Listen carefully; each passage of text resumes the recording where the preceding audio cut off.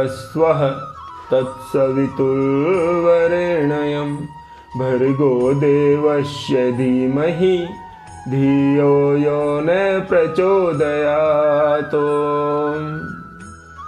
भक्तों, आज प्रभु श्री हनुमान जी का जन्मदिन है। आप सबको श्री हनुमान जी के जन्मदिन की बहुत बहुत शुभकामनाएं। आपदापम पहरतारम दातारम सर्व संपदाम लोकाभ्रामम श्री रामम भूयो भूयो नमाम्यहम्। रामाय रामभद्राय रामचंद्राय वेदसे रघुनाथाय नाथाय सीताया पत्ये नमः। लीलाम्बुज श्यामल कोमलांगम सीता समारोपित वाम भागम पाणौ महासायक चारुचापम नमामि रामं रघुवंशनाथम। मनोजवं मारुततुल्यवेगं जितेन्द्रियं बुद्धिमतां वरिष्ठं वातात्मजं वानरयूथमुख्यं श्रीरामदूतं शरणं प्रपद्ये।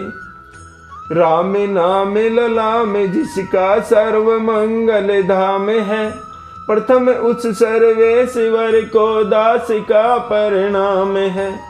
लेकर तेरा आसरा चला करण में काज, आज सभा में राखियो हनुमत मेरी लाज।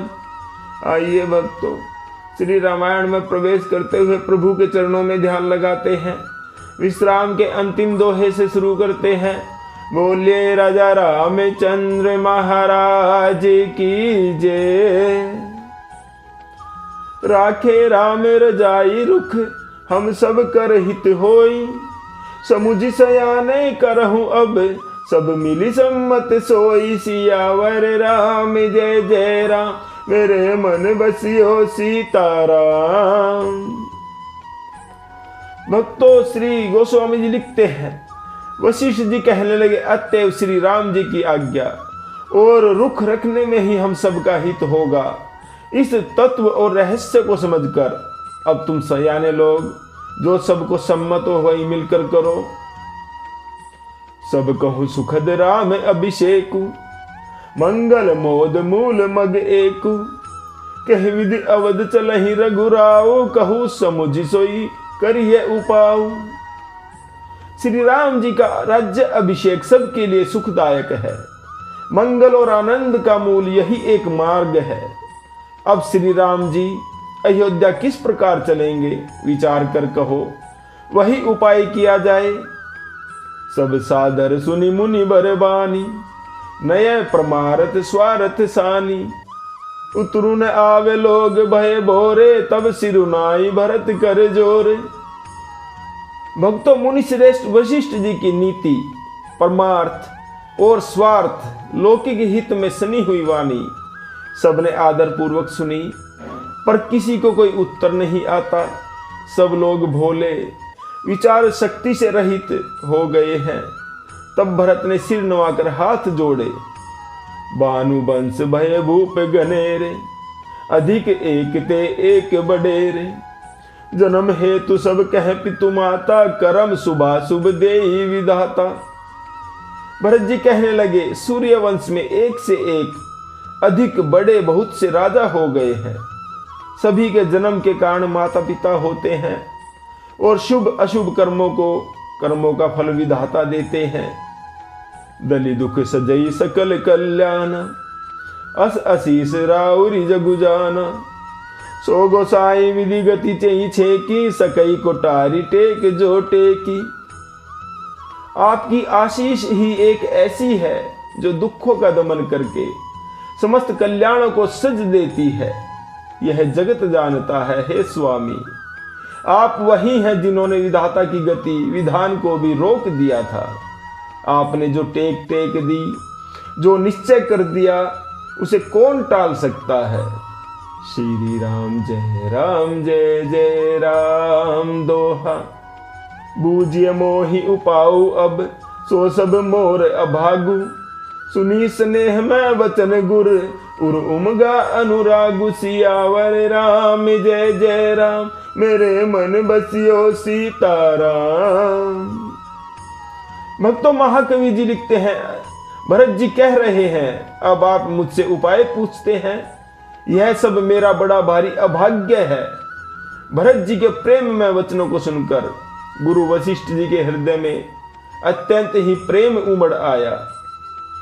तात बात फुरी राम कृपाही, राम विमुख सिद्धि सपने हो नाही।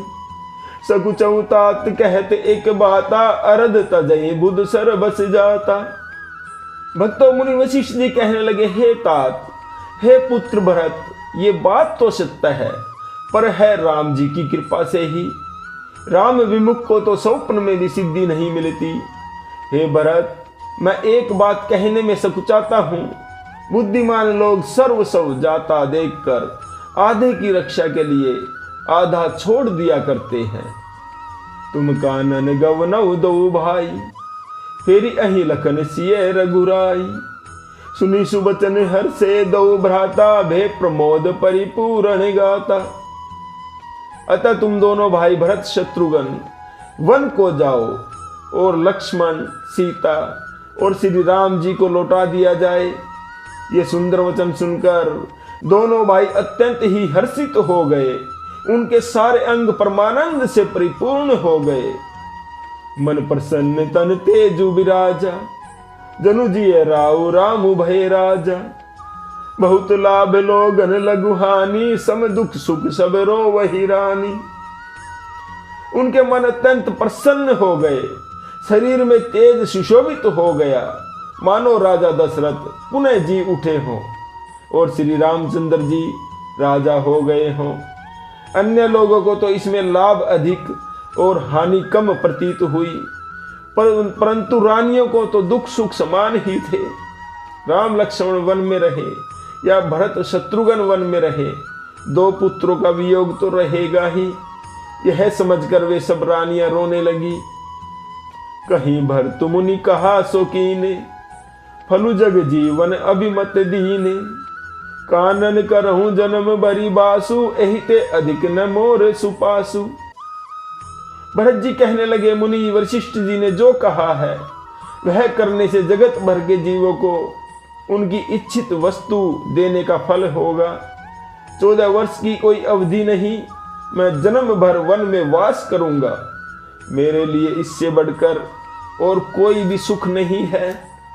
श्री राम जय जय राम दोहा। अंतर्जामी राम सिय तुम सर्वज्ञ सुजान। जो फुर कहूं तनाथ निज, कीजिए बचनु प्रवान। सियावर राम जय जय राम मेरे मन बसियो सीताराम। भक्तों, भरत जी कह रहे हैं, श्री रामचंद्र जी और सीता जी हृदय की जानने वाले हैं और आप सर्वज्ञ तथा सुजान हैं। यदि आप यह सत्य कह रहे हैं तो हे नाथ, अपने वचनों को प्रमाण कीजिए, उनके अनुसार व्यवस्था कीजिए। भरत वचन सुनी देखी स्नेहु, सभा सहित मुनि भय विदेहु।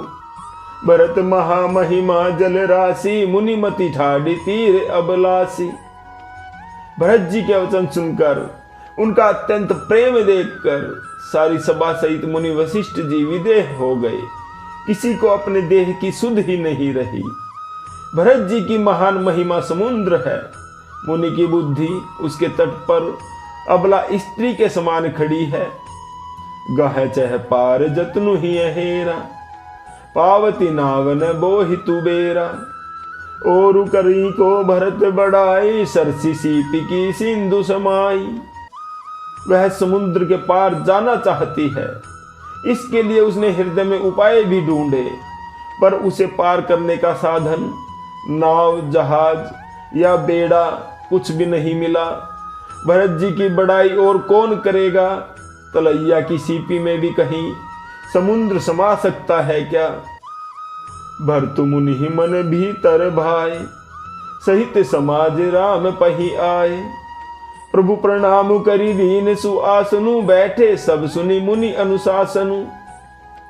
मुनि वशिष्ठ जी के अंतरात्मा को भरत जी बहुत ही अच्छे लगे और वे समाज से श्री राम जी के पास आए।